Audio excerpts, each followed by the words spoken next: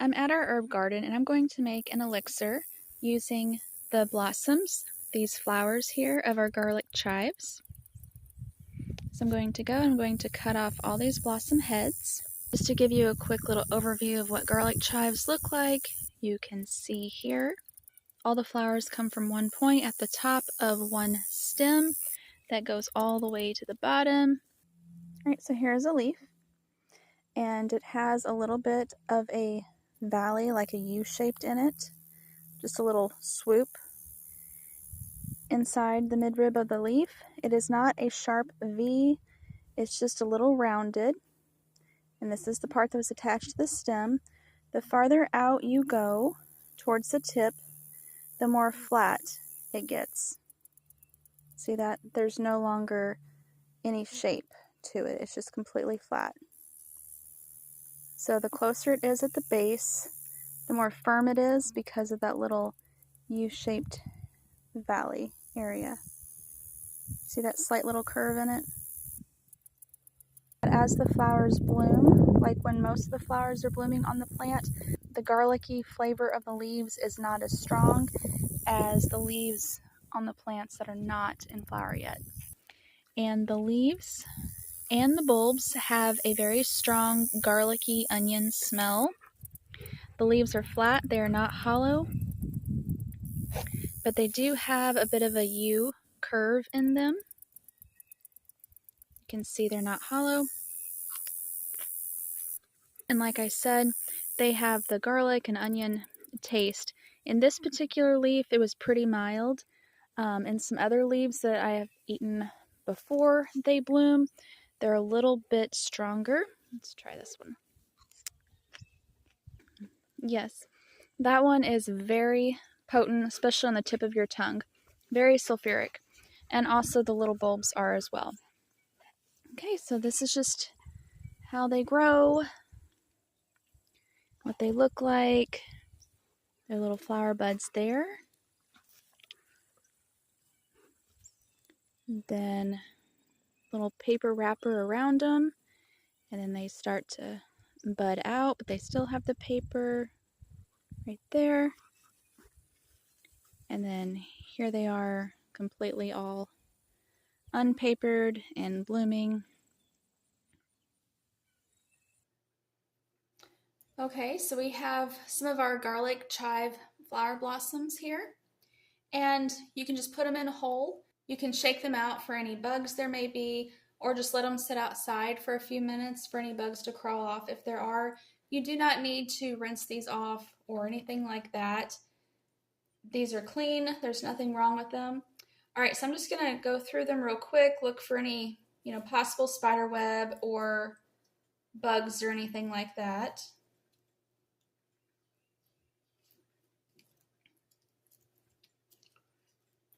To make what we're going to make today, you could also use the leaves, and you can use the little bulbs, the roots of them.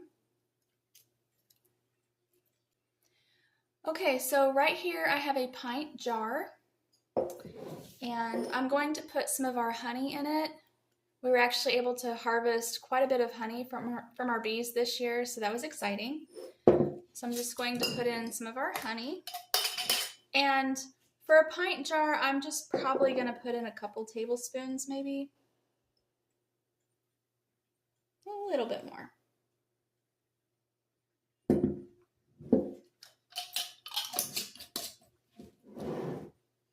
Okay, so maybe a couple tablespoons. All right, I'm just going to take some vodka. This is 80 proof, which is 40% vodka. Just going to take it and add a little bit over the honey.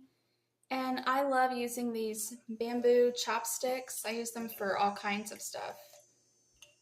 All right, I'm just going to mix it a little bit, help break up that honey a little bit faster. It's not necessary, as the alcohol will break up the honey, but this is just one of my things that I have to do. Okay, then I'm going to put the garlic chive blossoms in here.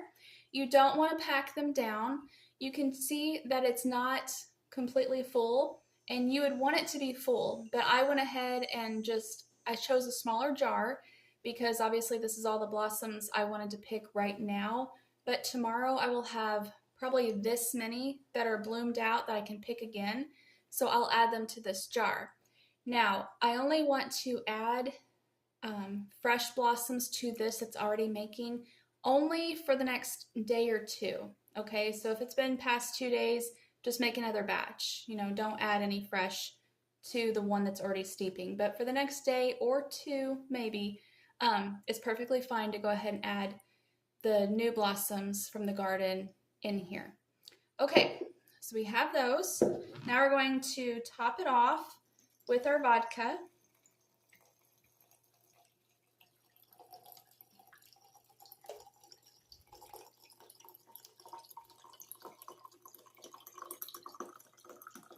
And I'm just going to go to the neck of the jar because I do plan to add more blossoms, okay? So I just went to the neck of the jar. Okay, give it a quick stir. Let me get a lid.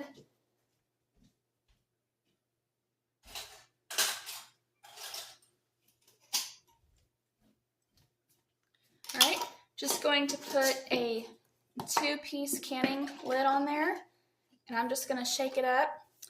So this is a garlic chive flower blossom elixir. So an elixir is just alcohol and honey, okay? Now you can make this with just straight, 80 proof alcohol. You can do that and not add any honey, and that would be a tincture. But because I'm adding honey, it makes it an elixir. Now, so the elixir obviously will make it taste more pleasant, but also it helps to extract some of the water-soluble properties, which is not 100% necessary because the 80 proof vodka is 40% alcohol, which means there is 60% water. But the honey does make it taste a little bit better, and it's also good for you as well, so why not? Now, if you did not want to use honey, you could use glycerin, but just so you know, glycerin is actually a sugar alcohol. I have read that it's not very good for your liver or your body to digest, that it's not good for your liver, so you might want to look into that. Now, if you didn't want to use the vodka, the alcohol, you could make an oxymel, and an oxymel is just honey and vinegar, like apple cider vinegar. Those are good.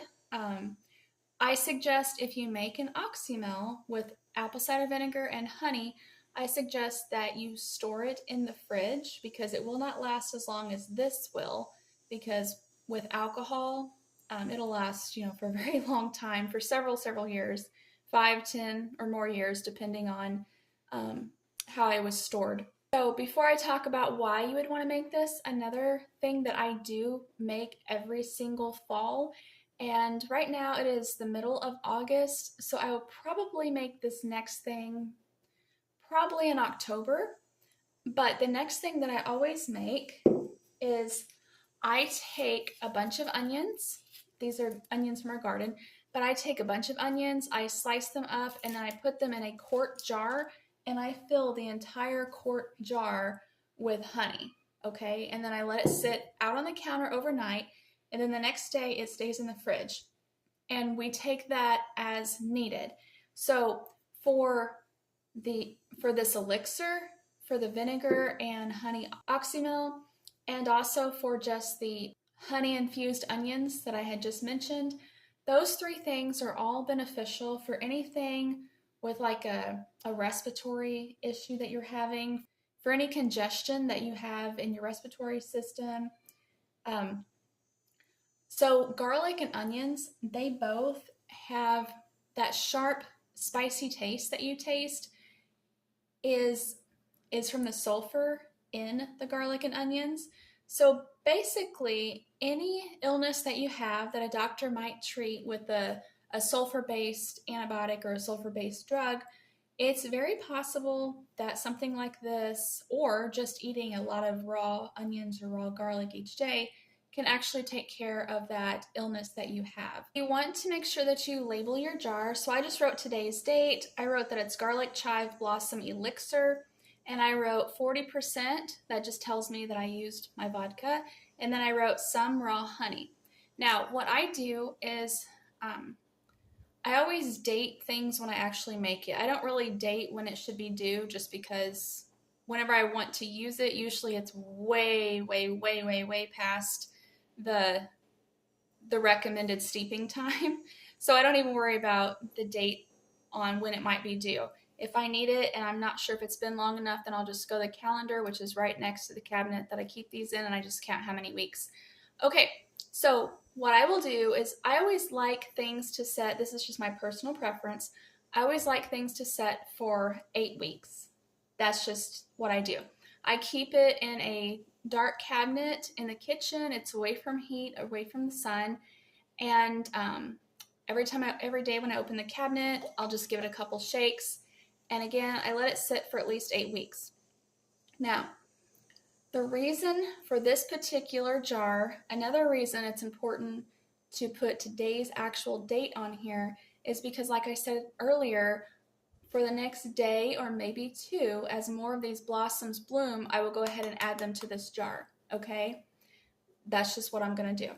So I want to know exactly what day that I put this together, okay? So I won't go past August 23rd from, adding more blossoms to this jar. Okay, so that is how you make a garlic chive blossom elixir, and I hope you enjoyed the video. Thank you for watching.